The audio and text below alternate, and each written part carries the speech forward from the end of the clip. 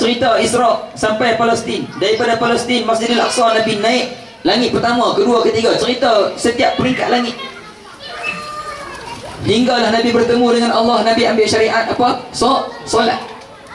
Cuba kita fikir, Allah dengan kuasanya boleh saja Allah ambil Muhammad dalam rumahnya. Tak payah duk naik burak, tak payah duk pergi jumpa tu semayang sunat sini, pergi Palestin, tak payah. Terus angkat jumpa Allah. Boleh tak Allah buat lagu tu? Boleh sahaja. Tapi demi nak mendapatkan syariat solat, Nabi Muhammad perlu lalui bermacam-macam rintangan, bermacam-macam dugaan, bermacam-macam benda yang Nabi perlu tempuh demi mendapatkan solat. Hebatnya tuan-tuan ibadah solat. Tuan-tuan, ibadah lain, zakat, puasa, haji, sedekah, ibadah apa sahaja dalam Quran, dalam hadis disebut, semuanya pesanan daripada Allah melalui Jibril. Allah hantar Jibril, wahai Jibril, nah wahyu untuk Muhammad. Mai ayat tentang zakat, mai ayat tentang haji, mai ayat tentang puasa. Semua melalui Jibril. Jibril sebagai perantara. Tapi solat Allah tak hantar pun Jibril sebagai perantara. Cuma Jibril kena ikut sebagai teman. Allah nak bagi secara sendiri. Allah nak bagi sendiri, tak payah pakai orang tengah. Allah nak bagi sendiri kepada Muhammad. Ibadah solat, beratnya tuan-tuan solat. Tuan-tuan, hari ni tadi Cikgu Rashid nampak hari jadi dia 30 hari bulan. Semalam berapa hari bulan tuan-tuan? 29 hari bulan. Tuan-tuan tahu tak tarikh apa? 29 hari bulan 5. Peristiwa ini berlaku pada tahun 1453 Masihi. Bukan hijrah nah, Masihi. Kita lah ni dah 2014 Masihi. Peristiwa ni berlaku 1453 Masihi. 29 Mei. Tarikh apa? Siapa tahu? Ada siapa tahu tak? Kalau tahu memang dia peka betul. Ya? Alhamdulillah. Yang tu saya nak semangat jemaah. Hari dibukanya, ditawannya kota Konstantinopel. Semalam 29 Mei. Lepas ni balik cerita kat orang. Ada something yang dia buat sekarang di Turki. Tuan-tuan ingat tak cerita Konstantinopel? Semua ingat. Hadis ni Nabi sebut. Nabi sebut dalam sebuah hadis. Nabi kata, la tuftahannal Konstantiniyah fala ni'mal amiru amiruha wala ni'mal jaish dzalikal jaish. Akan dibuka satu kota yang namanya Nabi sebut dalam hadis Konstantiniyah. Yang kita baca sekarang dalam sejarah kita baca apa? Konstantinopel. Yang mana raja yang menawan kota itu adalah sebaik-baik raja, dan tentera yang ikut raja tadi adalah sebaik-baik tentera di atas dunia ini, kata Nabi SAW. Tahun demi tahun selepas kewafatan Nabi SAW, semua pakat tunggu siapa ni yang boleh buat, yang boleh melaksanakan seperti yang Nabi sebut dalam hadis. Nabi dah sebut dalam hadis, Nabi kata suatu hari nanti, suatu masa nanti, Konstantinopel akan ditawan. Sebaik-baik yang menawan kota itu, sebaik-baik raja dan sebaik-baik tentera. Orang tertunggu-tunggu, siapa ni? Tahun demi tahun, abad demi abad, dekad demi dekad. Berapa tahun selepas pada itu tuan-tuan? 800 tahun selepas sabdaan Nabi SAW, seorang sultan membawa tenteranya seramai 500,000 orang tentera, dibawa ke satu tempat, membuat kubu bermalam di kawasan tersebut. Siapakah sultan itu tuan-tuan? Sultan Muhammad Al-Fatih. Malam tersebut, sebelum nak sampai di medan perang, nak menyerang kota Konstantinopel,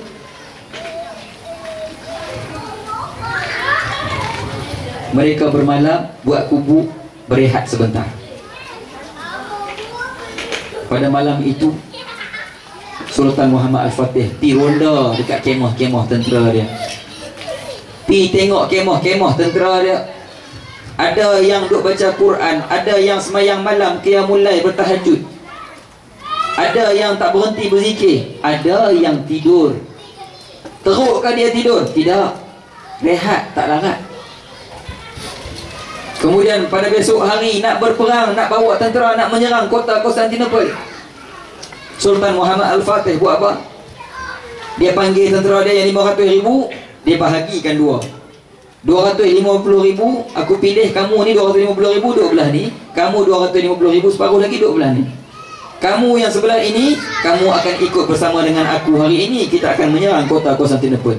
Yang separuh lagi pertikai, wahai Sultan, kenapa kami tak boleh ikut? Daripada jauh kami datang untuk bersama kamu meruntuhkan kerajaan yang menentang kita.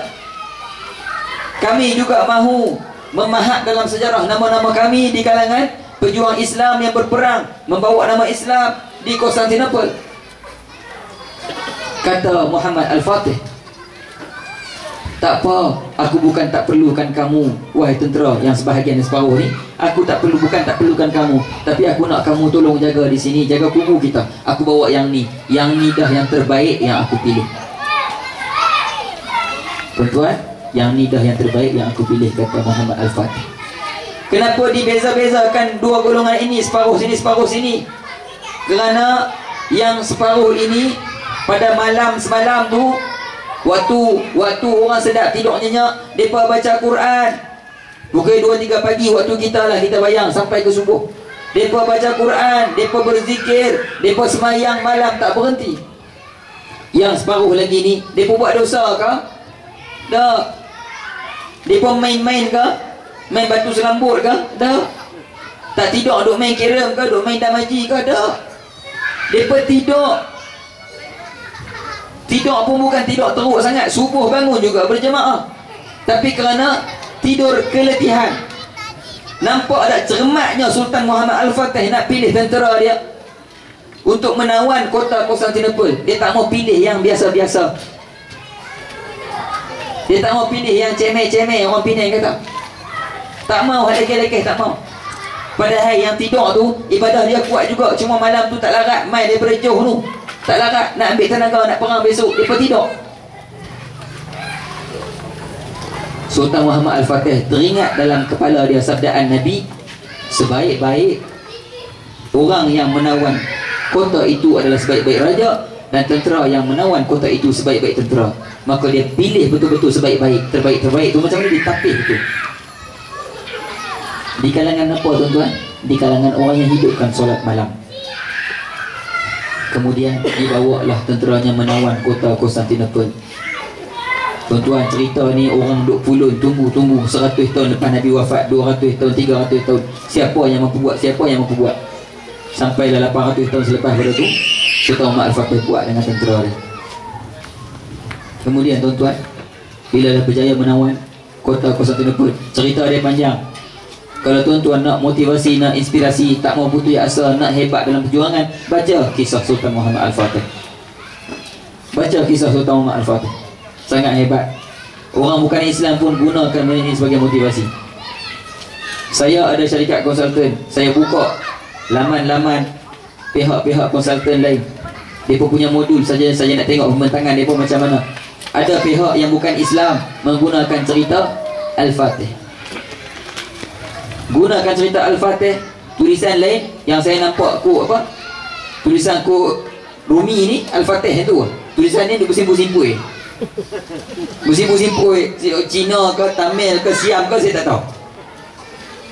Tak tahulah kod-kod, mungkin mereka pun agama Islam, tapi nama konsultan mereka nama lain, nama pelik-pelik.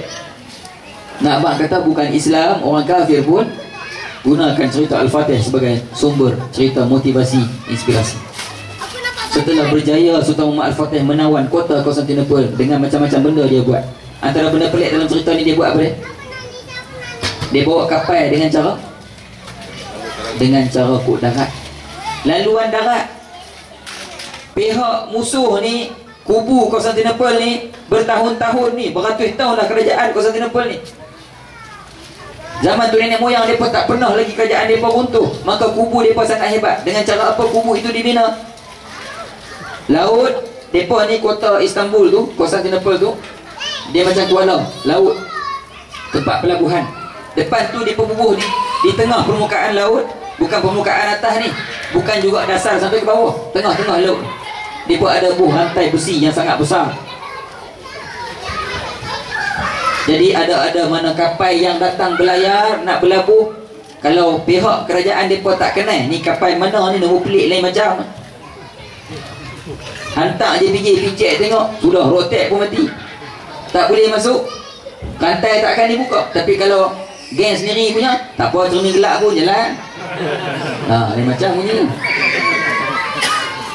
Jalan masuk, dibuka rantai dah. Maka Sultan Muhammad Al-Fatih nak masuk tak boleh. Sampaikan ada kapal-kapal yang dia bawa, ada dicerita kata 70 buah kapal dia bawa tentera-tentera dia. Kapal dia besar. Besar sangat kapal dia, bahtera dia tu 70 buah kapal. Antara banyak kapal dia yang langgak rantai tadi, bocok bawah kapal, tenggelam kapal dia. Maka dia fikir pandai juga musuh ni. Apa Sultan Muhammad Al-Fatih buat? Dia buat benda yang di luar jangkauan pemikiran manusia. Kita mungkin boleh fikir, kalau kita berusaha, kita tak putus asa, kita akan jumpa apa sahaja cara penyelesaian. Tapi benda ni akal manusia tak dipikir. Dia berusaha, dia tak akan sampai tahap ni. Tapi kerana keimanan yang hebat, yang kukuh, yang mantap dalam diri seorang sultan yang Nabi jamin kealiman, keimanan dia, apa yang Sultan Muhammad Al-Fatih buat? Dia suruh tentera dia, kita berundur, bawa kapal-kapal kita semua ni yang lebih-lebih ni, bawa ke tebing, kita ikut laluan darat. Apa tentera dia kata? Tentera dia kata, gila apa Sultan oi? Ada kata begitu? Tak ada. Nak buat tabiat ke apa? Tak ada. Nak bawa kapal atas laluan darat, dicarinya kayu-kayu, balak kayu-kayu. Balak ke apa tak tahu lah, cari kayu. Diletak kapal di atas kayu tadi. Kemudian ditolak, bergolek. Sebanyak berapa puluh kapal tuan-tuan. Bukan setakat laluan darat biasa. Apa dia lalu? Kat mana? Menaiki bukit. Kota Konstantinopel, depan ni laut, kawasan pelabuhan Kuala. Kiri kanan ni kawasan bukit. Nak masuk bandar dia kena ni. Masuk kat depan, boleh masuk bandar kat dalam. Dia masuk, dia undurkan kapal dia, naik atas laluan darat, kemudian naik atas bukit, turun bukit, masuk ke belakang, serang Konstantinopel. Hampir lebih 50 buah kapal digunakan untuk bawa laluan darat, bawa ikut laluan darat, naik atas bukit, turun bukit.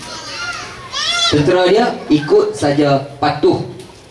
Walak mereka kepada pemimpin mereka atas iman mereka. Mereka patuh. Akhirnya Konstantinopel tumbang, jatuh ke tangan Muslim. Setelah itu Sultan Muhammad Al-Fatih menamakan Konstantinopel dengan nama yang baru. Apa dia? Apa dia? Siapa sebut tadi? Yang tu yang betul. Istanbul. Cikgu Rashid. Hal lain salah. Kau sebut betul juga, sama kau sebut. Kita tahu Istanbul, betul tak? Nama asalnya adalah Islambul. Sultan Muhammad Al-Fatih menamakan kota tersebut Islambul, kota raya Islam. Islambul, bul tu menyeluruh, seluruh kota, seluruh kawasan. Tapi nama tu tukar pada zaman siapa? Mustafa Kamal Atatürk. Tukar nama jadi Istanbul. Istanbul dia tukar nama. Masa penaklukan Konstantinopel oleh Sultan Muhammad Al-Fatih dan menamakan Islambul, dia tukarkan semua gereja-gereja menjadi masjid. Semua tempat-tempat kerajaan yang kerajaan kawal ni, kerajaan kata okey ni kami nak, ni kami nak, tak, dia biarkan bagi kepada rakyat. Cukup hak mana ada sebagai kerajaan. Tuan-tuan tahu apa peristiwa di sebalik tu yang saya nak cerita sangat dengan tarikh yang semalam 29 Mei ni. Semalam 29 Mei, tarikh bersejarah bagi umat Islam di Turki dan seluruh dunia.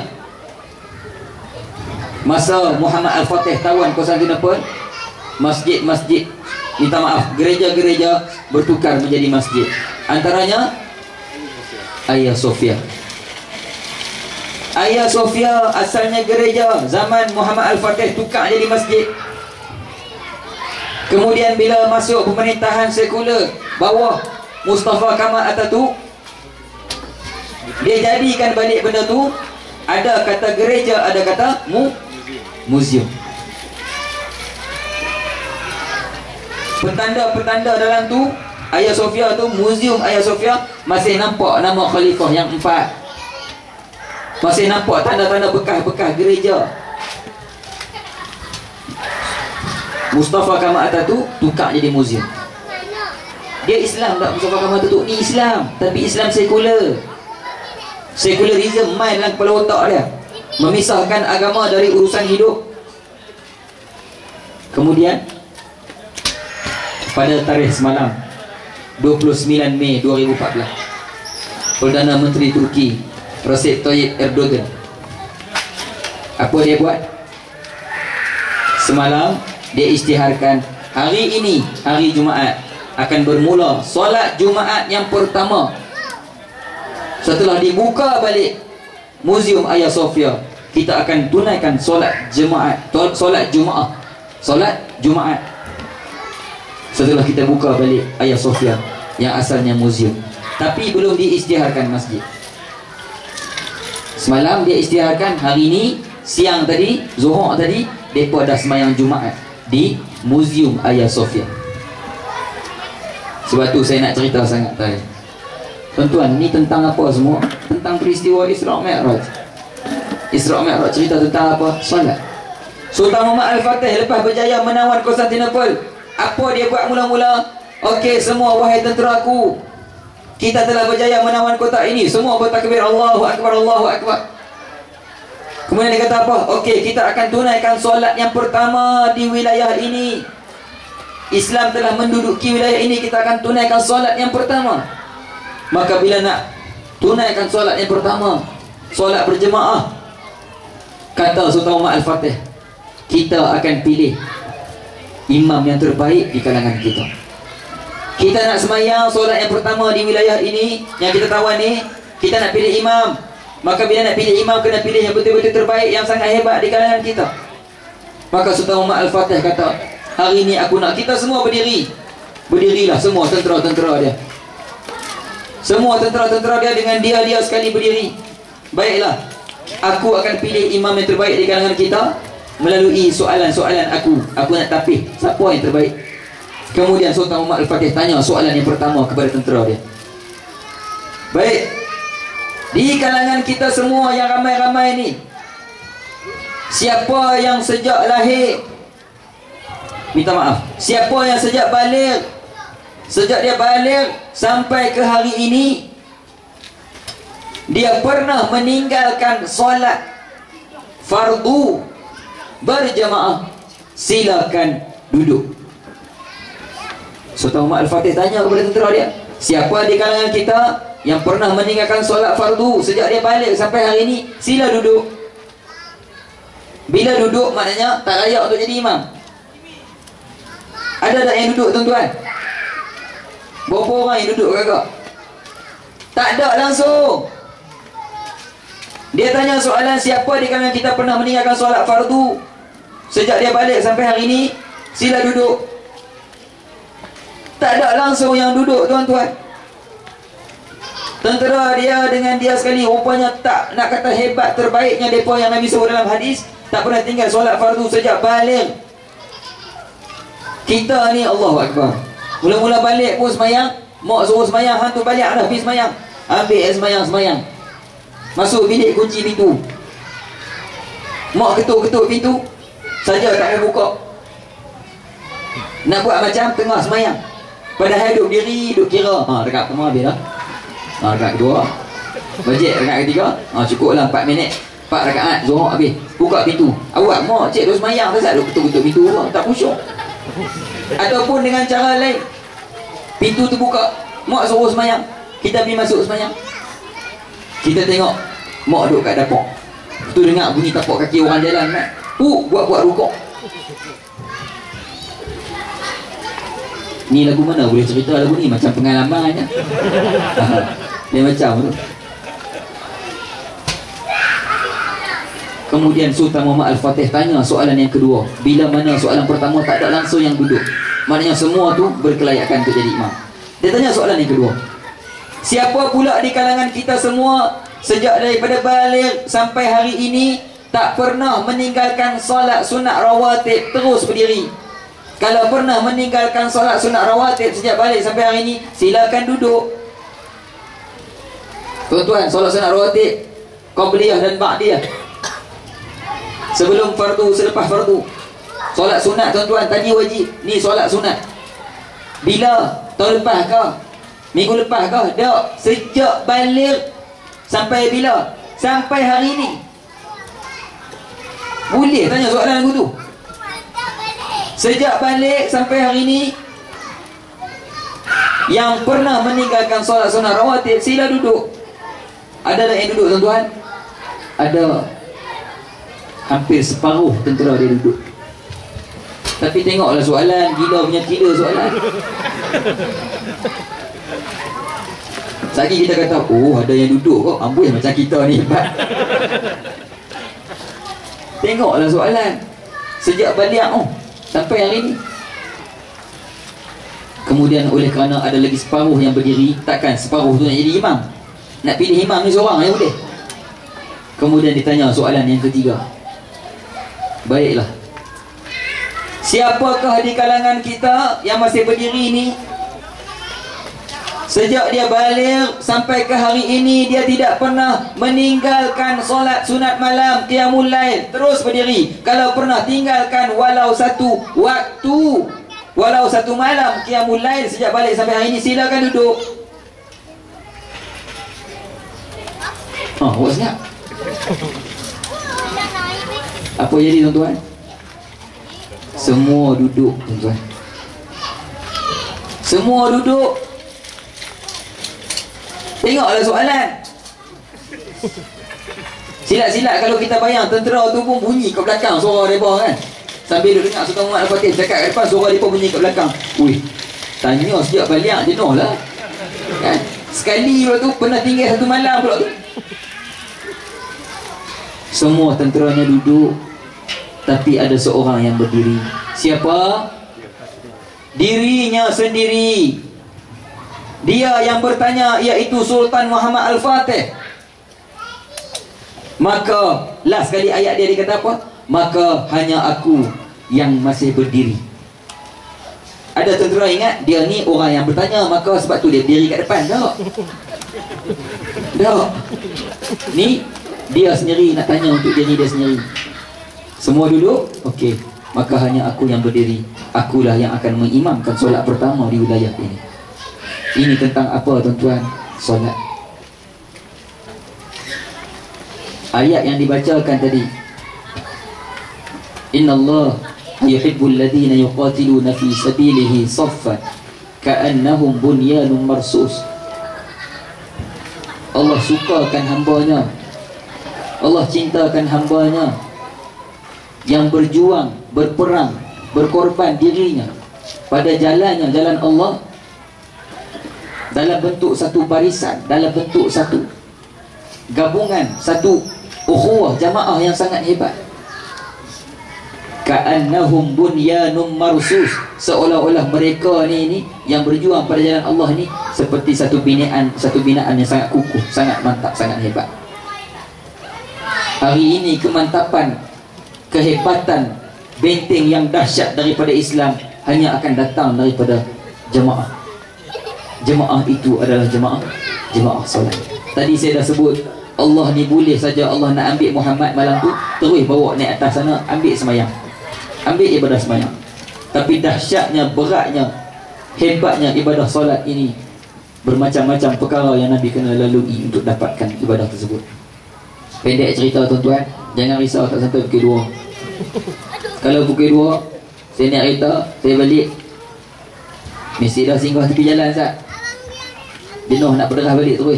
Besok pagi kuliah awal pagi, jenuh. Tuan-tuan, pendek cerita, banyak lagi Nabi jumpa masa perjalanan Isra. Kemudian sampai Palestin, Nabi semayang sunat dengan Nabi-Nabi yang lain, Rasul-Rasul yang lain. Nabi jadi imam. Kemudian Nabi pun Mi'raj, naik ke langit. Mi'raj ni maksud dia apa? Kalau Isra, perjalanan Isra. Mi'raj, bahasa Arab, bahasa kita maksud dia tangga, peringkat. Maka Nabi naik, di Mi'rajkan Nabi, naik langit pertama, jumpa Nabi Adam. Panjanglah cerita kat situ, kalau cerita detail. Ni bukannya program TV kanak-kanak. Mari bercerita, bukan. Nak cerita saat lagi Nabi Adam bagi salam dekat pintu langit pertama. Apa? Jibril bagi salam, Assalamualaikum. Siapa di luar? Aku Jibril. Siapa bersama kamu? Muhammad. Sudahkah dia diutus? Ya, dia sudah diutus. Maka langit pertama dibuka. Tu cerita panjang dah. Nabi Muhammad dengan Jibril naik, jumpa Nabi Adam langit pertama, jumpa apa? Nabi Allahumma salli ala Muhammad, Nabi Isa dan Nabi Yahya dan Nabi Yusuf dengan Nabi Yahya di langit kedua. Naik langit seterusnya, jumpa Nabi Idris, jumpa Nabi Harun dengan Bani Israel, sampai langit ke-6 jumpa Nabi Musa alaihi salam dengan 70,000 golongan manusia. Nabi angkat kepala tengok, siapa mereka ni? Jibril kata kepada Nabi, wahai Muhammad, mereka ini yang 70,000 ni siapa? Di kalangan umat kamu, kekasih-kekasih Allah. Mereka ini masuk syurga tanpa dihisap. Wali-wali Allah. Itu langit ke-6. Naik langit ke-7, Nabi bertemu dengan Nabi Ibrahim alaihissalam. Nabi Ibrahim sedang bersandar di satu tiang masjid. Di atas langit ke-7 sana ada satu masjid, tuan-tuan. Masjid apa? Bukan Masjidil Halal lah. Bukan.